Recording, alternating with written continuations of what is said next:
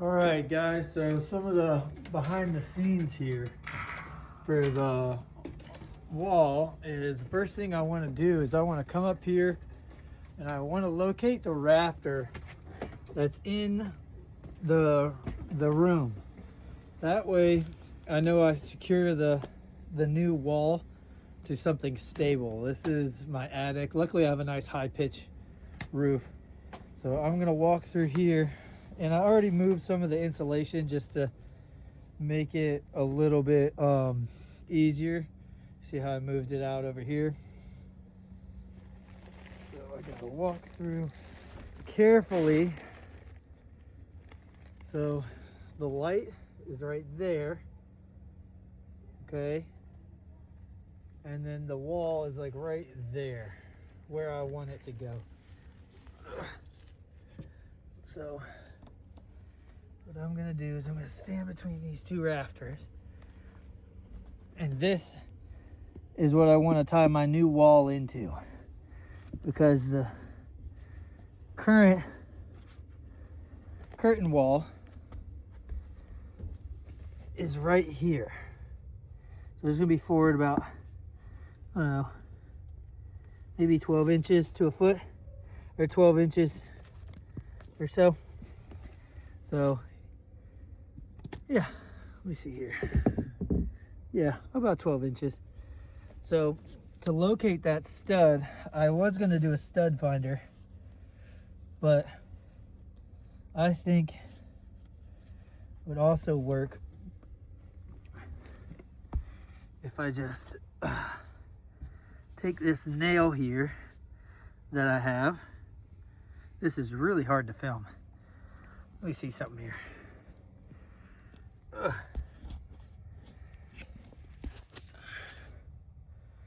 Yeah, okay, so now y'all can kind of see what I'm doing. I'm gonna take this nail and put a little pinhole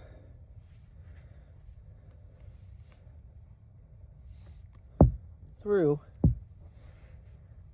the drywall. That way, when I go to place my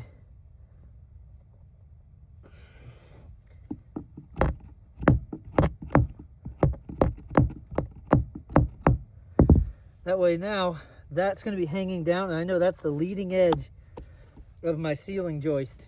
So I'll go in there and I'll be able to find that and place my wall up against it.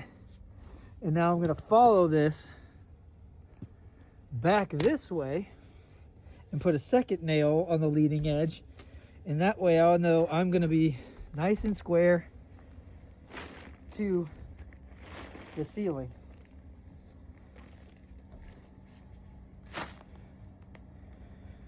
Oosh, as long as yeah, see here as it continues.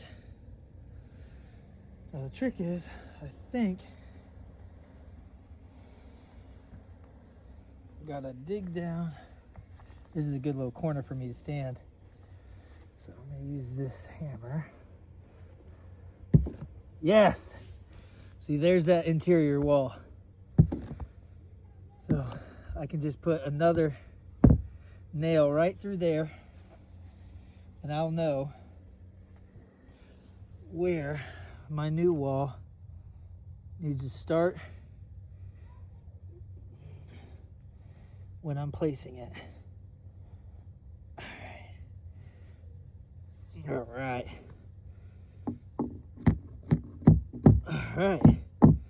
Now we know that's where the leading edge of this is gonna be. I can stack the wall up. Real quick, also, while I was up here, I wanted to locate where I wanted to tie in power. And I know there's an outlet right there. So I gotta find the wire that leads to that outlet, so that it looks like that one right there. And then there's a second one coming out of there. So let's see if I can locate that one, because that one looks pretty slack. I'm going to keep investigating this, and I will update y'all here shortly. Okay guys, so I've done the investigating and I found the power that I'm going to use. Okay, so following this wire straight from the breaker panel goes to this junction box, which goes to my half bath, which has a light and a single outlet, and then a ceiling fan on my back porch. And that's it, okay? This cable is super loose, so I'm gonna tie into that direct power and then run it. I don't know if y'all can see it back there. I tied it right there. I'm gonna create a junction box right there, and I'm gonna run it straight across to my outlet right here.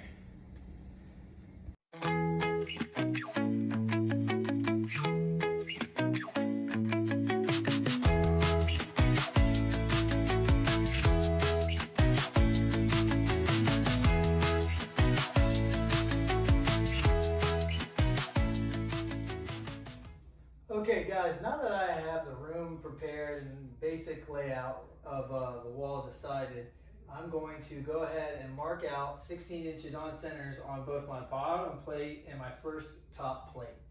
Okay, and I'm going to do that now.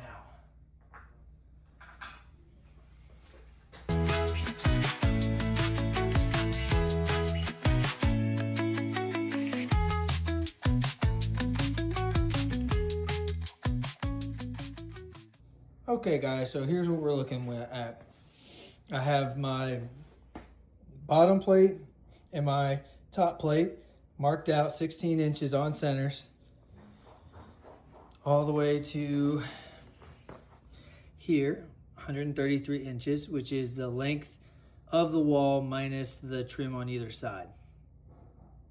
So something I wanted to mention to you guys, I am changing it. I'm not going to do energy efficient corners because that leaves one side a little bit harder to drywall than the other. So I'm going to do just a regular post where you put one 2x4 and then like 1 foot sections of 2x4 going up and then another 2x4 sandwiched. So I hope that'll make sense here in a little bit.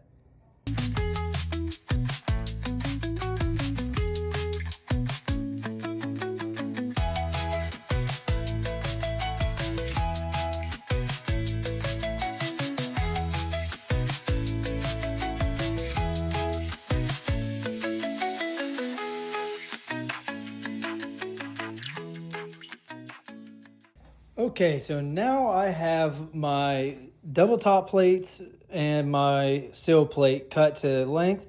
I'm going to bring it in there and I'm going to cut out, I'm going to place the first top plate, and then I'm going to use that as a reference point to figure out exactly where I need to put my floor plate.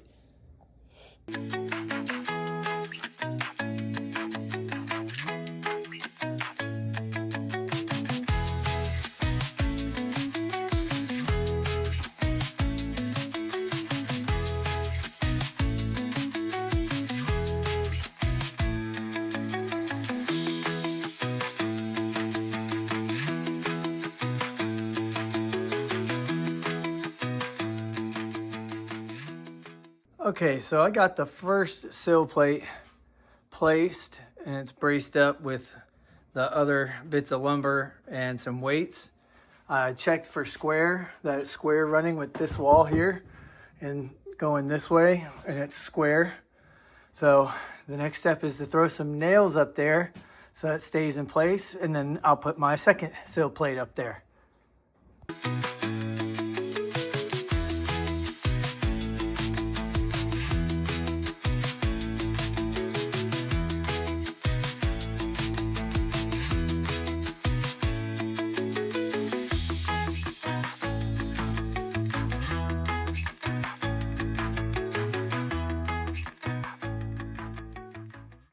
Okay, so I got the thing nailed up right here. I put one in between where each of the studs are gonna go.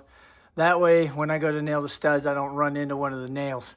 This isn't load bearing, so I don't have to have like a whole crap ton of nails and fasteners holding this thing up. It's gonna be braced from the bottom holding this up mostly. It's not holding any weight. That's mostly just to keep it from getting pushed on and moving all over the place. So I'm gonna remove the bracing and you'll hopefully not see this fall down and hit me in the head. Give me 1 second.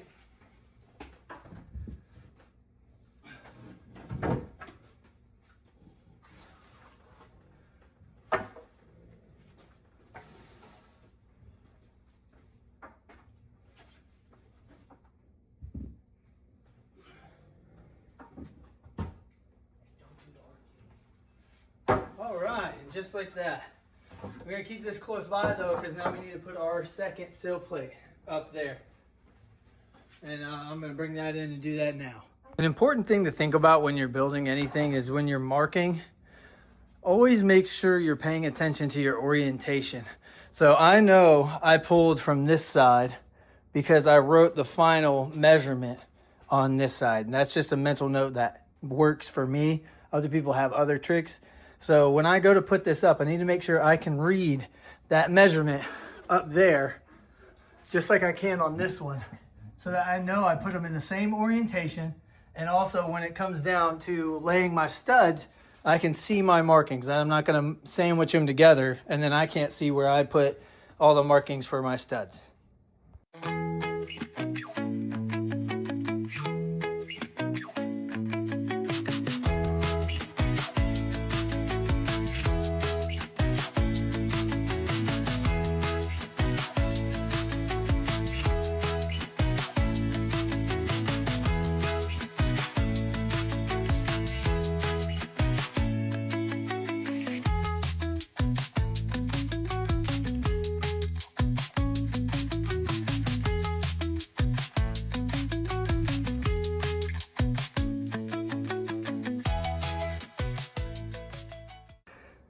Okay, so this has a slight bow in it. That's why I put that clamp right there to clamp it straight and line everything up. And that worked out great. I'm gonna take the clamp down and take down the bracing right now. And it's just, hopefully it all stays. Beautiful. All right. This place. And this marks the last of the stuff I need to actually brace up. So from here, I need to line everything up and place the floor plate.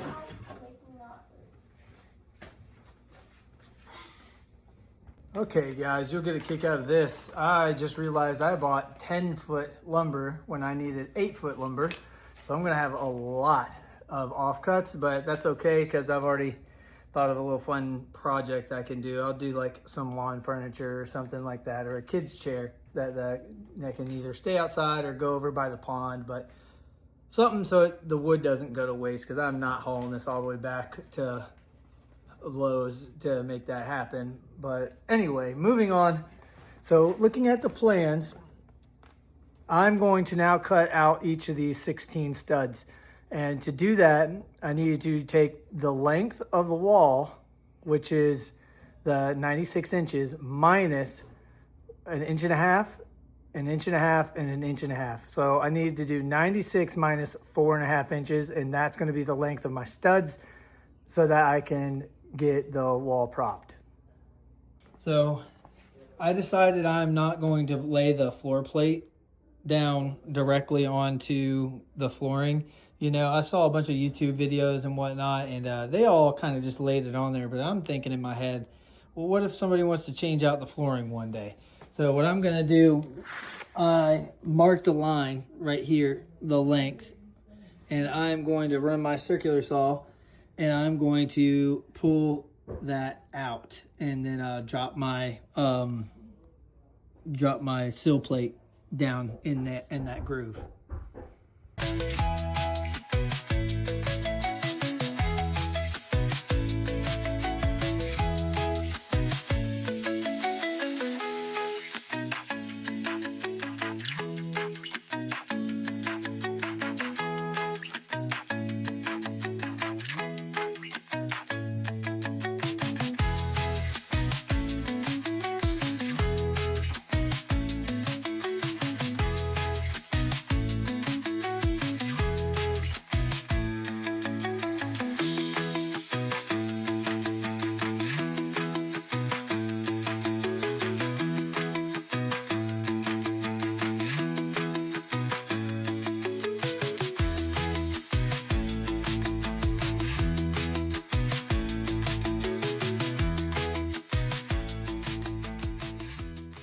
Okay guys, so now that I have this flooring pulled all the way out down and I cut out the trim, next I'm going to lay this pressure treated board down, and then I'm going to drill in with the masonry bit, and I'm going to anchor it to the floor with masonry screws every foot.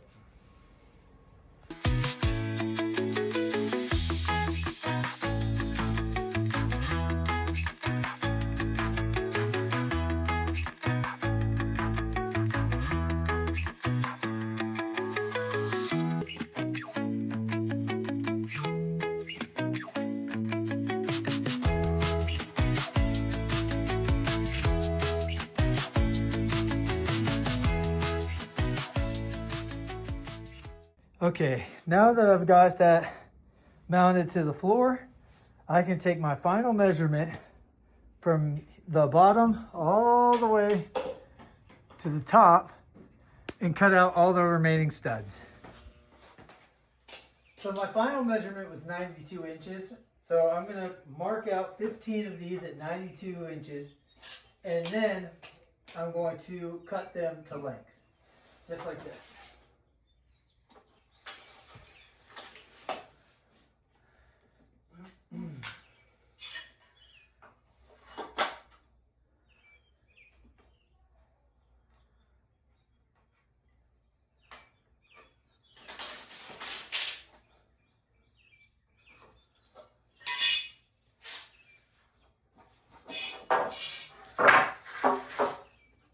And now I got to do that 14 more times.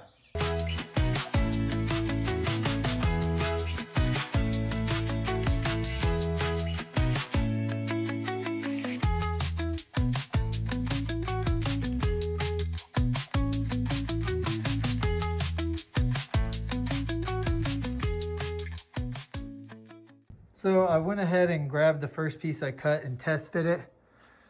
It fits nicely, and that's when I went ahead and cut the rest. So now I'm going to start framing in the wall.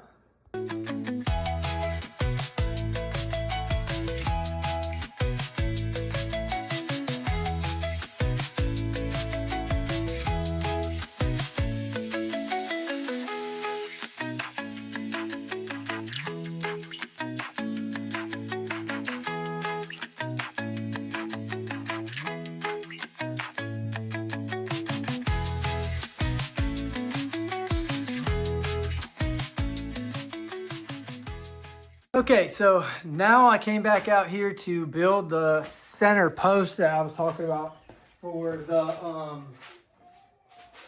closet to tie into.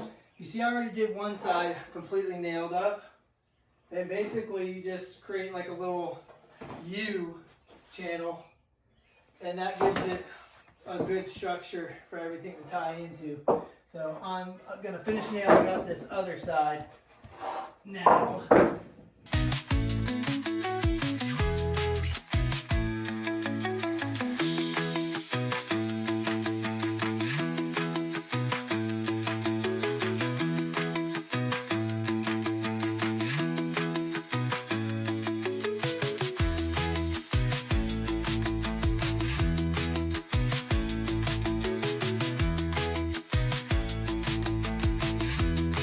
Okay guys, we have the wall framed in, everything except for the fire blocking, and I think I'm gonna call it a night because I gotta do all the measurements for each space and cut those pieces for each individual space. So I'm gonna call it a night. This is a great stopping point, so I'm gonna call this part 1, and stay tuned for part 2.